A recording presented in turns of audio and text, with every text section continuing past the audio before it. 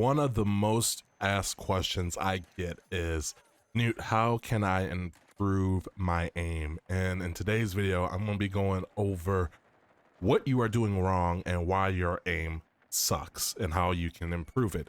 What's going on, guys? You already know who it is. It is your boy, TheDryerNewt here. I make a bunch of aiming videos, COD tips and tricks, and overall how to improve your aim and aim theory. So if this is something you enjoy, be sure to hit a subscribe to the channel. Without further ado, let's get right into today's topic. So what is the number one thing you do when you go into a mouse and keyboard's like game or go into their stream or their YouTube?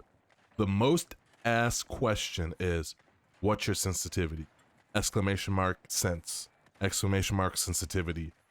You need to stop doing that. And why you need to stop doing that is because your sensitivity is unique to you. It is unique to yourself. Stop trying to copy other people's sensitivities. You can go ahead and try it, but like I said, it's not unique to you.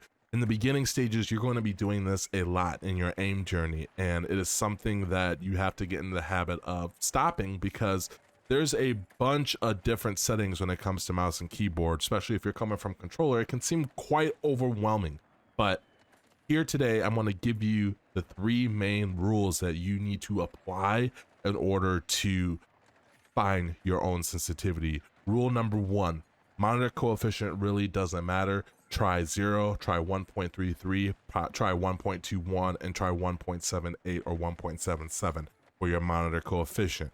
Along with that, try a sensitivity that works for you. Now, I'm going to use 360 centimeters per 360. Most people play anywhere from a range of 20 centimeters 360 all the way up to 60 centimeters 360. It's all unique to you, and you have to find what is best for yourself. Also, you have your ADS sensitivity. Most people like to have a lower ADS sensitivity or keep it 1-to-1. I recommend finding something that works for you. Another thing is DPI. It really doesn't matter what DPI you play on. DPI is relative to you. A lot of good aimers play on 400, 800, 500, 1600, 2400 DPI. DPI, only thing that matters is what your menu cursor, how fast your menu cursor is when you're going through your Windows menu, when you're going through just browsing, how fast your cursor actually moves. Another thing is to keep in mind that your sensitivity, like I said, is unique to you. You have to find it. Another common question I get is shaky aim. How do I fix shaky aim? How do I get, stop shaking with my aim? This just comes with practice. This just comes with being able to have repetition and isolating your problem, which is, shaky aim, and being consciously aware of that. Shaky aim mostly comes down to the type of mouse grip you're using. If you're tensing up during gunfights, if you're getting super tense during gunfights, you're going to find it's really hard to control your muscles and your aim. And it's going to feel really bad. So try to stay calm during gunfights and find a mouse grip that works for you. I'm not going to sit here and say that there is one best mouse grip for everybody. It comes down to your individual mouse. It comes down to what you are most comfortable with. Usually what I tell people is, however you pick up your mouse is the mouse grip that you're going to use. That's like really simple. That's all you have to do. And number 3, when it comes to aiming in general, is how do I aim train? How do I practice? How do I get better at aiming? Basically, what I'm going to tell you is going to be the best method for you to follow in order to get better aim. And basically, all you're going to do is, if you are a beginner player and you're just starting out on mouse and keyboard, download Aim Labs. Play on Aim Labs. It's free. Kovacs is another good one if you want to spend some money. But the only reason why you are downloading Aim Labs, if you're downloading Kovacs, is because you are building that muscle memory. I don't want to use memory because muscle memory is like a myth, but for clarity's sake, you're building the muscle memory that you need to control the mouse, to figure out how to make certain movements with your arm, your wrist, your fingers, that dexterity. You're building up dexterity in order to, you know, be a better aimer. Now, when it comes to in-game things, whatever game you are playing, whatever game that you are just grinding at the moment, usually modern games today have bots. They have just a custom match you can go into and set up. That's going to help you out way better than any aim trainer will.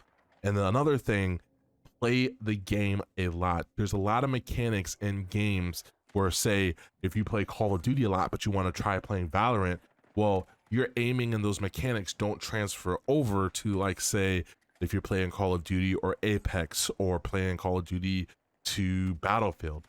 Those are kind of like the same genre, but the aiming in there is just a little bit different. Play the game that you want to grind. For me, myself, lately, it's been Call of Duty, Apex, Shatterline, those games, and they all have different mechanics. They all have different timings. When I say timings, understanding where players spawn relative to your position, understanding the hot routes, understanding where to run and where not to run.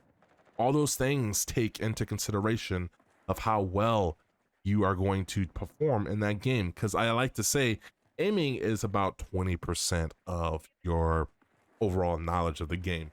80% comes down to, we're going to tie this all in, movement, spawns, knowledge and understanding of the map, understanding the jump spots, understanding where to go to, you know, find enemies, where your enemies are spawning relative to your teammates, where your teammates are at, how they're playing, the different play styles of games. Call of Duty is a really fast first-person shooter. Valorant is a more tactical first-person shooter, and those same principles don't apply. You're not going to use the same sensitivity that you use in Valorant in Call of Duty. It just doesn't work like that. My final tip, you should not be focused on what your sensitivity is in each game. And what I mean by that, a lot of people try to copy their sensitivities over to different games. Doesn't matter. You are going to find a comfortable sensitivity within that game. Now, if you know what your sensitivity is in Call of Duty Modern Warfare, most likely it'll be the same sensitivity for Call of Duty Modern Warfare 2 2022. But that's not going to work with a game like Valorant. It's not going to work with the game like Warzone. Warzone sensitivity, because the time to kill is a lot longer than, say, Call of Duty Modern Warfare 2019. You are able to get away with fast flicks and not tracking that much. But in Warzone, more about movement and tracking. So I hope you guys enjoyed this video. Let me know down in the comment section below what you think, and if you have any other tips and tricks to add on to this. I'm really curious to hear your guys' opinion.